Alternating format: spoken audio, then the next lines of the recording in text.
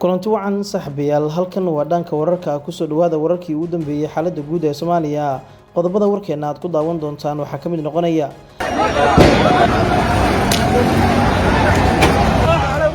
xiisad ka qaraxday Somaliland barnaamijyo rabshado wata oo gilgilay magaalooyinka Burco iyo Hargeysa Muuse Biixi oo diiday inuu kursiga baneeyo xilli madaxweynaadkiisii dhamaaday iyo wararkii ugu dambeeyay dagaal laga cabsi qabo oo ka taagan gudaha maamulka Somaliland qodobadaas iyo kale ayaan saaxiibayaal ku eegaynaa warkeenan balse marka hore u diyaar garooba hordhaca qodobada warka aad daawateen oo dhameystiran Al-Ihsan online Qur'an waxa waalidiinta Soomaaliyeed ee ku nool gudaha dalka iyo dibadda ku wargelinaya inuu idin diyaariyay qayb online wax loogu barayo carruurta Soomaaliyeed iyo dadka waaweyn dugsiga waxa kugu diyaara macallimiin isugu jira rag iyo dumar kuwaas oo dhamaantood u diyaarsan waxbarista ubadka Soomaaliyeed meel kasta oo caalamka joogaan Al-Ihsan online Qur'an waxay ubadka barayaan insha Allah barashada xifdinta iyo tafsiirka Qur'aan Kariimka barashada higaada Carabiga muddo kooban barashada ducooyinka iyo sirada rasuulka sallallahu alayhi wasallam barbaarinta iyo tarbiyinta ubadka yar Al-Ihsan online Qur'an waxa kale ardayda baraysa qoraalka iyo akhriska afkeena hooyo ee Soomaaliga hadda wixii سليرك الحرير لمركز شاشة كاغا موقدا aynu ku horeynay xiisad culus ee ka taagan Somaliland xilli xaaladdu mar kale ay isbedelayso tan iyo markii madaxweynaha Somaliland madaxweynuhu dhamaaday waxa soo xoogeysanayay xiisadda iyo xasradaha siyaasadeed ka taagan maamulkaasi xilli hanjabaadyo kulul hawada la isku marinayo xisbiyada mucaaradka ee Somaliland ee wadani iyo wicid ayaa wada maleeshiya ururis ay wadaan ay doonayaan inay ku weeraraan maamulka Muuse Biixi oo waqtigu ka dhamaaday 13 bishan taas oo ku muujinaysa in hadda xaalad halis ay ka taagan tahay gudaha maamulka Somaliland waxa ay iclaamiyeen barnaamijyo waaweyn oo looga soo horjeedo amni darrida iyo sidoo kale kursiga gacanta uu ku haysto Muuse Biixi Cabdi waxaana tani mar kale muujinaysaa in xaaladda Somaliland khatar weyn ay ku sugan tahay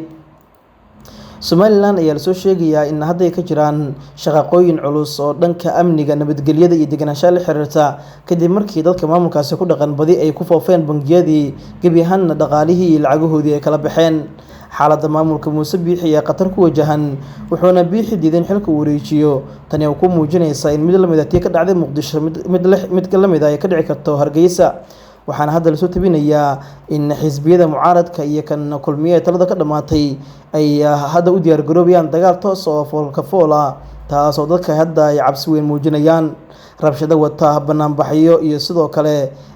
dhibaatooyin amni darri ay ku baaqeen xisbiyada mucaaradka tani oo hadda laga soo sheegayo in dhaqdhaqaaq la xiriira banaanbaxaas laga dareemayo magaalooyinka Burco iyo Hargeysa xilli taageerayaasha labada xisbi mucaarad ee wadani iyo sidoo kale u cidda ay dadkooda ku arorsanayaan labadaasi magaalo sidoo kale magaalooyinka Berbera iyo Hargeysa waxa ka soconaya qorista ciidamo u dagaalama xisbiyada mucaaradka tani oo ku muujinaysa in xaaladda Somaliland meel halis ay gaartay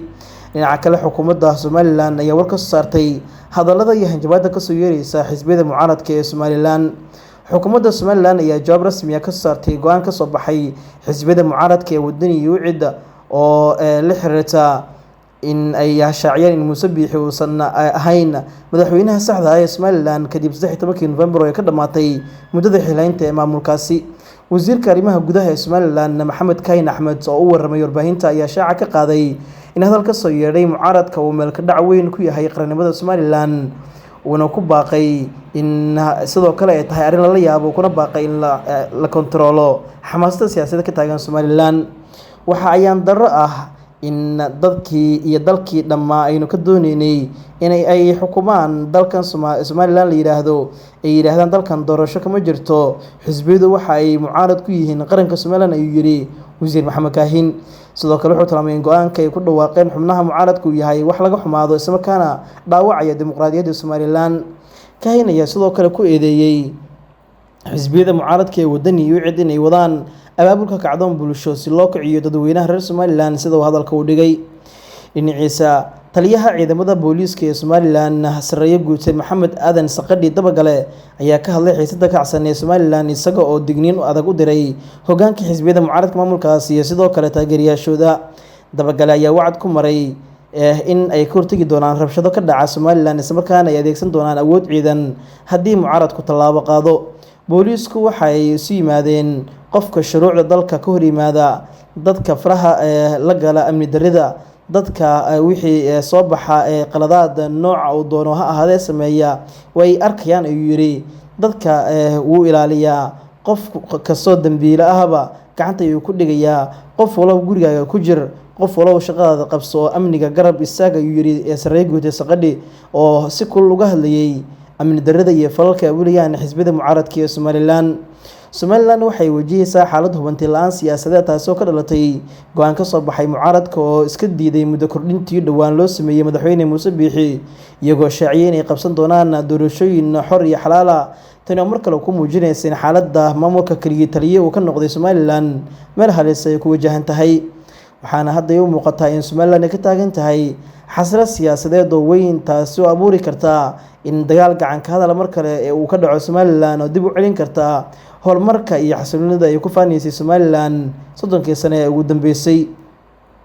Waxayna hadda u muuqataa in mar kale Somaliland ay dadka siyaasiyiinta ay gacmaha isku tagi doonaan haddii ay soo dhexgelin odayaasha dhaqanka iyo sidoo kale dadka waxgalka ah ee ku dhaqan maamulkaasi. Labada xisbi ee mucaaradka ah ee Jamhuuriyadda Go'aansiyada ee Somaliland ayaa sheegay in wixii ka dambeeya 16 November aanu aqoonsan madaxweyne Muuse Biixi xukuumaddiisa kuwa sharci ku fadhiya xafiiska oo hoosta ka haysta sharciyada maamulkaas, balse ay heesaan ay yiraahdeen kalsooni darradii shacabka. Laga bilaabo maanta Muuse Biixi xukuumaddiisa ma aqoonsanin kuwa sharci ku fadhiya. Muuse waxaan u aqoonsanahay madaxweynihii xilka ka dhamaaday, madaxweyne aan haysan kalsoonida shacabka ayuu yiri Cabdiraxmaan Maxamed Cabdullaahi Ciro oo musharax madaxweyne ah kana tirsan xisbiga Wadani. Go'aankan ay shaaciyeen labada xisbi mucaarad ee UCID iyo Wadani ayaa ka dambeeyay markii shir jaraa'id ay ku qabteen magaalada Hargeysa. Haddana waxaa la dareemayaa xaalad halis oo ka taagan Somaliland. Arrintan ayaa waxaa sal u ah khilaaf baryahan ka taagnaa qabsamida doorashada madaxtooyada oo sharcigu dhigayo in 5 sano mar la qabto, hase yeeshee ay sanadkan isku soo beegmeen dhamaadka muddada 10 sano ah ee xisbiyada siyaasadda ku jira iyo sidoo kale doorashada maamulkaasi.